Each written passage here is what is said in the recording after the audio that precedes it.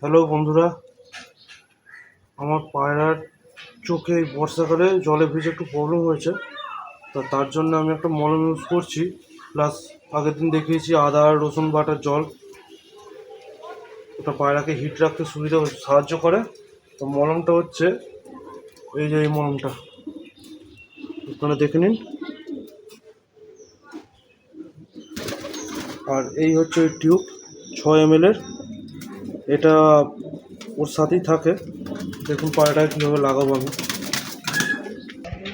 তো দেখুন এইভাবে আমি পায়রাটাকে ধরেছি। মলমটা খুব ভালো কাজ করে।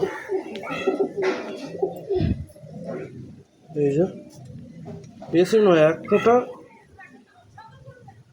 এই যে দুটো চোখেই একবার 1 ফোঁটা করে দিয়ে দেবো। একটা চোখে হয়েছে, আর একটা চোখেও দিয়ে দেবো।